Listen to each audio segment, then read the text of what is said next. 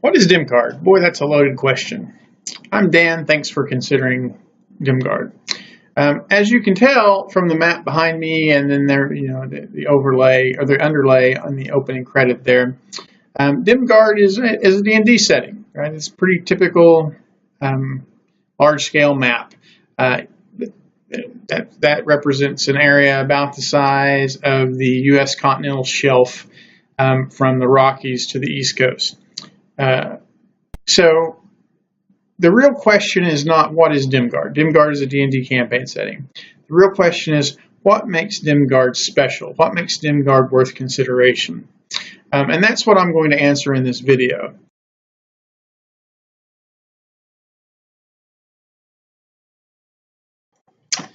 The first thing that most people notice when they take a look at Dimgaard is how the themes of the adventures are much more complex and subtle. There's not the big hammer-fisted good guys versus bad guys type of things. So, for example, many of the people in Dimgaard are just doing what they think are right. Right? That's historically always been the case. People are trying to protect their homes, their property, their livelihood, their loved ones, and they perceive other entities as a threat and try to eliminate those. And it's vice versa. That's the way wars have evolved. That's the way pogroms begin, out of fear and self-interest. And Dimgaard recognizes that. So a typical cult leader isn't just a random bad guy who has all these minions working for her, right? You see the backstory that she was actually a serving wench in a remote tavern who had developed some magical talents. She was just born that way and was recognized by leaders of the cult for that fact. And so they say, look, you're much too talented to be wasting your life in this backwater tavern. And she's like, well, here, the best I can hope for is to marry a lumberjack or farmer who will only beat me mildly 2 or 3 times a week instead of severely nightly, right? And so whenever a powerful cult says, yeah, come join our cult, we are a way to elevate you tremendously in ways that you would have never considered, right? Of course, this simple serving wench is going to say, yeah, I want to jump on that, right? So she doesn't enjoy the privilege of enlightenment that we sitting in the 21st century do when we look at.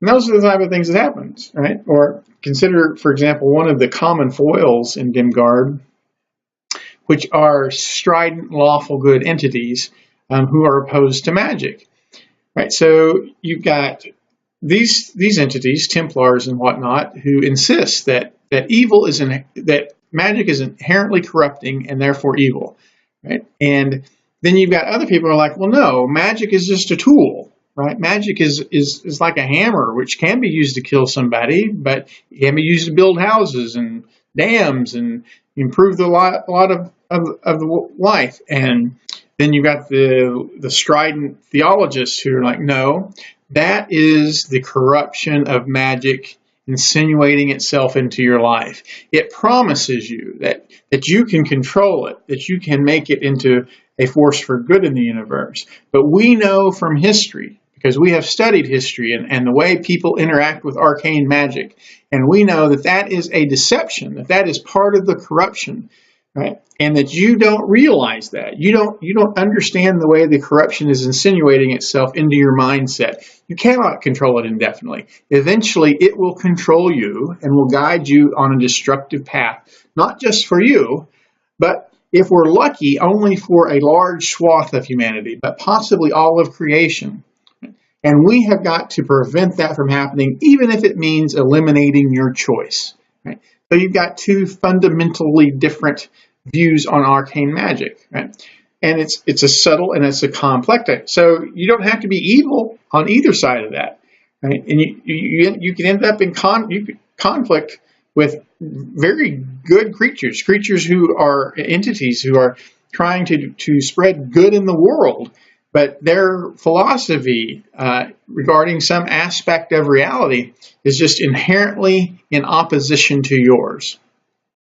And those are the type of things that Dimgaard thrives on. So that is one of the kernels that hatches a Dimgaard adventure. There are other influences too, and we'll get to those, but that is one of them.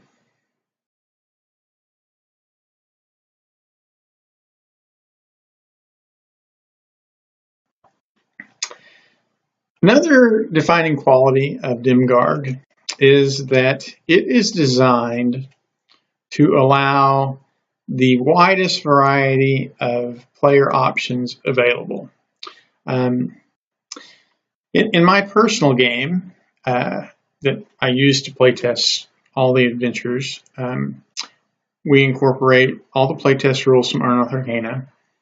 We incorporate anything from Reddit's /r Unearthed Arcana that has 20 plus upvotes, anything from the DM's Guild or Drive Through RPG that has at least 10 reviews and a net 4 stars. We've even brought in some other homebrew stuff that we've tried out, see how it works. It's just really a flexible system. When you start looking at the suggested modifications, it becomes very, very easy for a DM to accommodate a wide variety of player options and still manage to challenge those players under the 5th edition Adventuring Days /CR system. So it's just that's one of the defining characteristics of Dimgaard. Is it can accommodate just a wide variety of player options, and we're very proud of that. We think that player options makes the game interesting. You can also use Dimgaard with a very narrow set of resources, and that's a perfectly valid way to go. So that it runs the whole gamut. You can say, I'm just going to use the basic rules free online, or I'm going to use all the stuff available. Those are all options within the Dimgaard suite.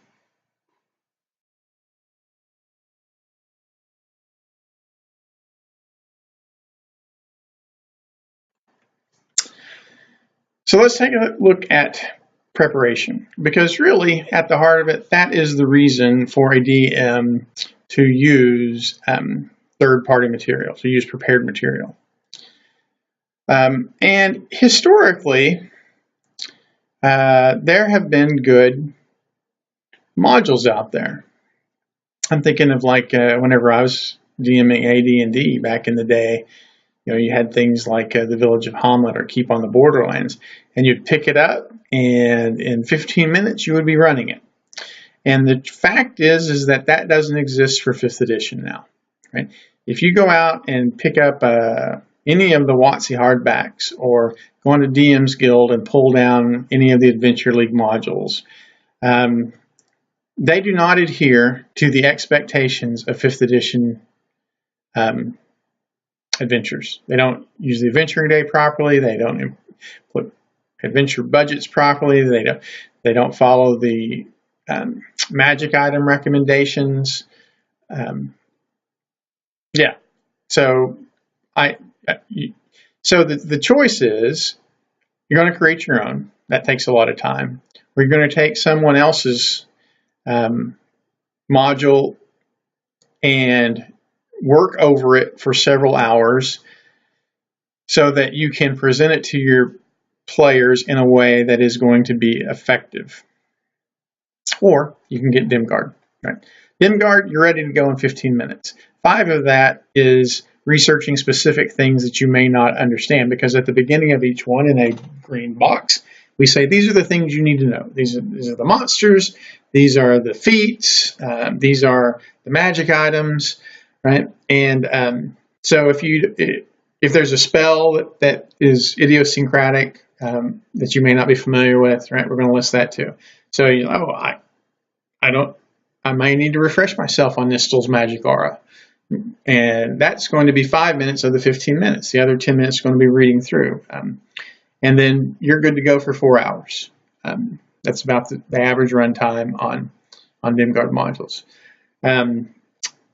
We have evolved into a very efficient method of presenting adventures. One page, one encounter. Usually there is a hazard that you can use to tax the PC's resources in addition to the encounter. Put 5 or 6 of those together, along with 2 or 3 of the hazards, and you're good to go. So that's the point, and that includes things like the history of the PCs involved, or important features of the environment around the PCs, or if they use some sort of complex tactics. Just for example, I recently ran a very widely distributed module as part of Adventure League, and you had chain devils on a boat, and there was nowhere in the description were there chains. Well, that's just absurd, right? You don't put 4 chain devils on a boat and say, go out there and beat those people we hate, but don't do it with any chains, right? So I was fortunate enough in that I understood that. But if you were a DM who didn't understand the nature of chain devils, you are not going to run that encounter effectively, right? You might learn after the first time. You're going, oh yeah, I need to have some chains on those ships. Right? You're not going to run into that in Dimgaard, right? Dimgaard is going to tell you, like, if there is an idiosyncratic thing that the monster is doing, that's going to be right there in that one page. Right? If there's something to do with the loot that's unusual, like, maybe you can harvest the exoskeleton from these guys as loot. We're going to include that as an option for you. Everything you need is on one page, and it is a complete one page. You're going to run that effectively, and that is probably the thing as a DM that is most convenient for you. If you are a storyteller and appreciative of the complexities of an environment, the previous things are going to be interesting to you. But just from a mechanical standpoint, the ability to say, oh, I've only got to spend 10 minutes and I can present this effectively to my players. That is the thing that is the most time value to DMs in Dimgaard.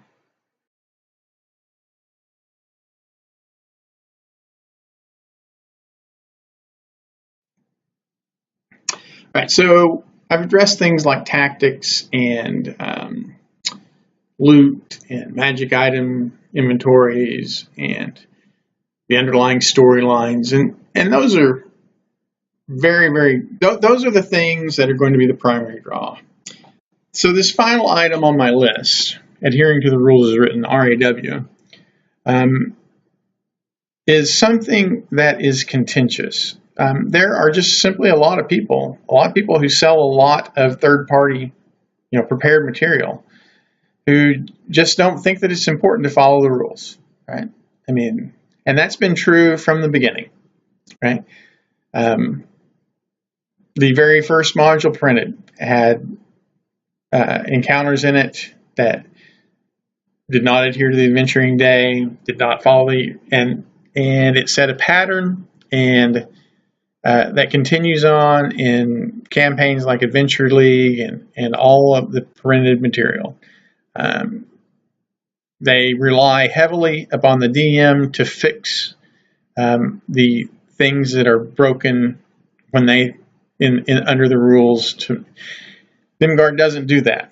Dimgaard recognizes that the rules exist for a reason, that they were thoroughly play tested and revised over the course of 2 years to arrive at an endpoint that is expected to be stable and implemented properly. And when you do that, as you can see from the videos that we post online or stream on YouTube or stream on Twitch, when you do that, things work out great.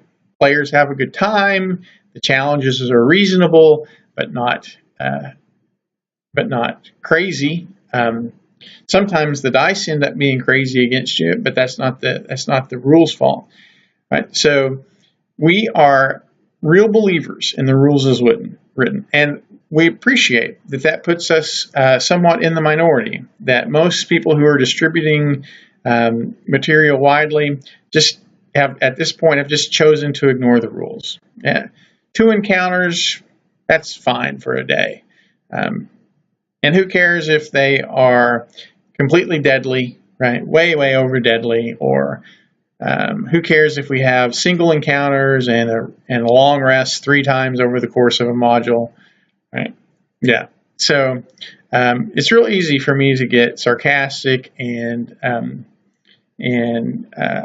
demeaning of these widely distributed adventures when they are just. The hard part is whenever I discuss this with those people, and I go to a lot of conventions. They don't even realize that they don't know what they're talking about, right?